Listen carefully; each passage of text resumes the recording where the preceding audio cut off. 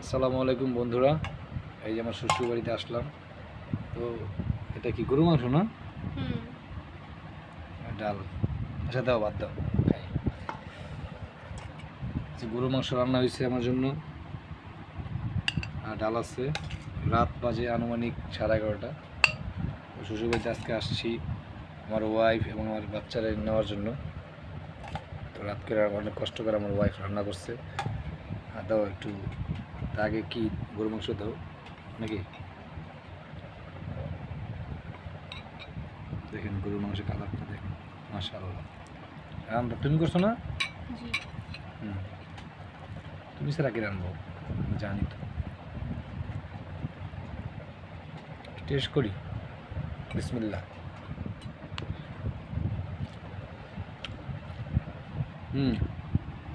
খুব আলহামদুলিল্লাহ ভালো হয়েছে অনেক।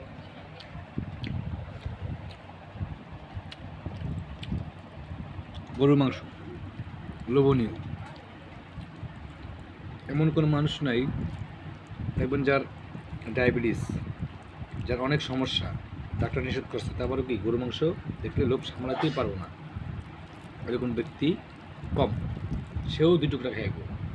তো আমার তো খুব পছন্দ, অবশ্যই আমার কাছে খুব ভালো লাগে। মানে কি বলবো, খুব রান্নাটা খুব আলহামদুলিল্লাহ ভালো হয়েছে। আমার ওয়াইফ কষ্ট করে রান্না আমার জন্য। রাত বাজে আনুমানিক 11:30। তো খাইতে বসছি, আলহামদুলিল্লাহ।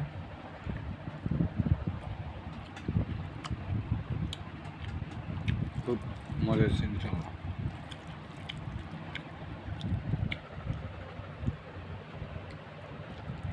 তো সবাই ভালো থাকবেন।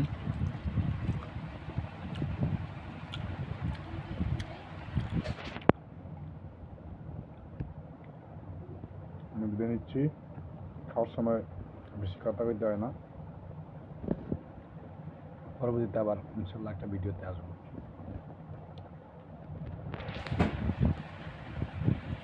সবাই মিলে যাবো, বুঝে যাবেন, কাছে যাই না ইনশাল্লাহ। ওই যে আমার ওয়াইফ খাইতেছে, আমার আপা। তাই তো অনেক বেশি হয়েছে, আমি বললাম যে আপনারাও খান, একলা একলা আসলে খাওয়া ঠিক না। তো ওনাদের দায়িত্ব আনলাম আর কি। আমার বাবা তুমি আগে খাও, বললাম না তুমি আসো একসাথে। এবং বন্ধুরা ভাবি আবার আকাশ থাক ওটা মিলটা দেখাই দিয়েছে আর কি, বুঝছো? পাতলে পাতলেট ভিডিও করে দেবো। হ্যাঁ,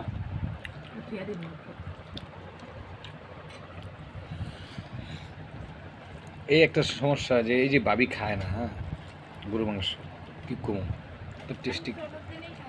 ছোট তিনি খান না, এরপর দেখান লাগবো, দেখে দর্শক দেখবো ভাবি। আসলে অনেকে আছে নলিটা এসছেন ভাইয়েরা, দেখেন